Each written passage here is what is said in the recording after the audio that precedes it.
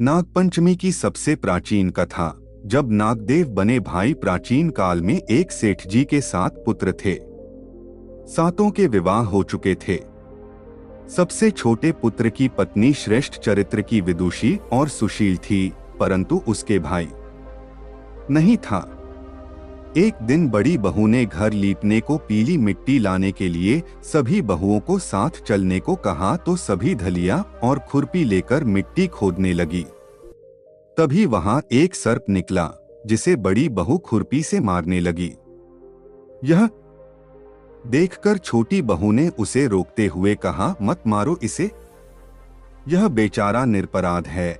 यह सुनकर बड़ी बहू ने उसे नहीं मारा। तब सर्प एक ओर जा बैठा। तब छोटी बहू ने उससे कहा, हम अभी लौट कर आती हैं, तुम यहाँ से जाना मत। यह कहकर वह सबके साथ मिट्टी लेकर घर चली गई और वहां कामकाज में फंसकर सर्प से जो वादा किया था उसे भूल गई। उसे दूसरे दिन वह बात याद आई तो सबको साथ लेकर वहां पहुंची और सर्प को उस स्थान पर बैठा देखकर बोली, सर्प भैया नमस्कार। सर्प ने कहा, तू भैया कह चुकी है, इसलिए तुझे छोड़ देता हूँ, नहीं तो झूठी बात कहने के कारण तुझे अभी डस लेता। वह बोली, भैया मुझसे भूल हो गई, उसकी क्षमा मांगती हूँ। तब सर्प बोला, अच्छा तू आज से मेरी बहन हुई और मैं तेरा भाई हुआ, तुझे जो मांगना हो मांग ले। वह बोली, भैया मेरा कोई नहीं है, अच्छा हुआ जो तू मेरा भाई बन गया।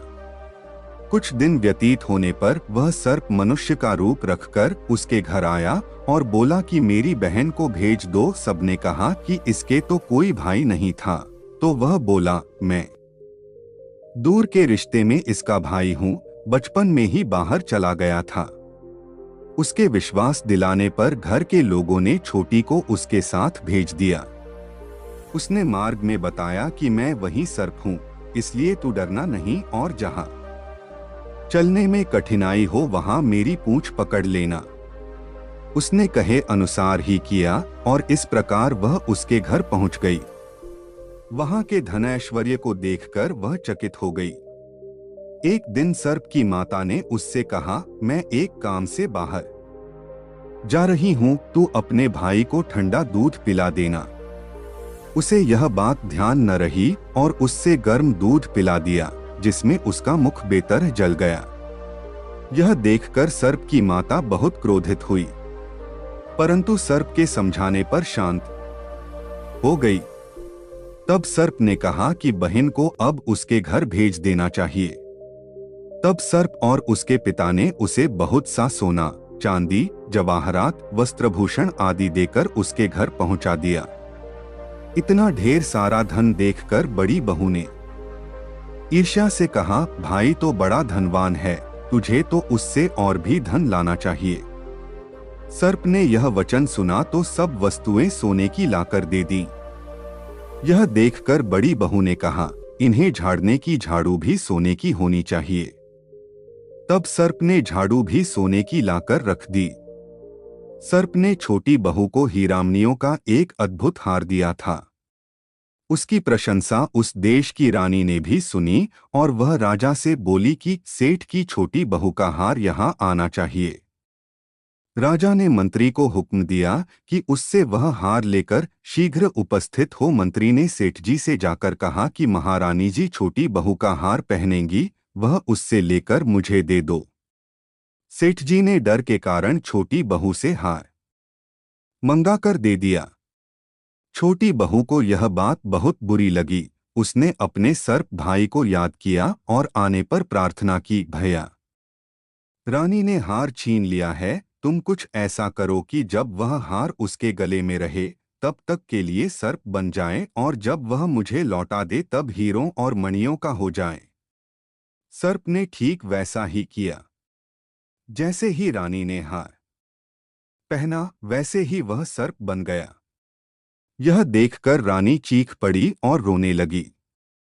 यह देखकर राजा ने सेठ के पास खबर भेजी कि छोटी बहू को तुरंत भेजो। सेठ जी डर गए कि राजा न जाने क्या करेगा। वे स्वयं छोटी बहू को साथ लेकर उपस्थित हुए। राजा ने छोटी बहू से पूछा, तूने क्या जादू किया है? मैं तुझे दंड दूंगा। छोटी बहू बोली, राजन, धृष्टता क्षमा कीजिए, यह हार ही ऐसा है कि मेरे गले में हीरों और मणियों का रहता है और दूसरे के गले में सर्प बन जाता है। यह सुनकर राजा ने वह सर्प बना हार उसे देकर कहा, अभी पहनकर दिखाओ। छोटी बहू ने जैसे ही उसे पहना वैसे ही हीरो मणियों का हो गया। यह देखकर राजा को उसकी बात का विश्वास हो गया और उसने प्रसन्न होकर उसे बहुत सी मुद्राएं भी पुरस्कार में दीं। छोटी वह अपने हार और इन सहित घर लौट आई। उसके धन को देखकर बड़ी बहू ने ईर्ष्या के कारण उसके पति को सिखाया कि छोटी बहू के पास कहीं से धन आया है। यह सुनकर उसके पति ने अपनी पत्नी को बुलाकर कहा, ठीक ठीक बता कि यह धन तुझे कौन देता है। तब वह सर्प को याद करने लगी। तब उसी समय सर्प ने प्रकट होकर कहा, यदि मेरी धर्म बहन के आचरण पर संदेह प्रकट करेगा तो मैं उसे खा लूंगा। यह सुनकर छोटी बहू का पति बहुत प्रसन्न हुआ और उसने सर्प देवता का बड़ा सत्कार किया।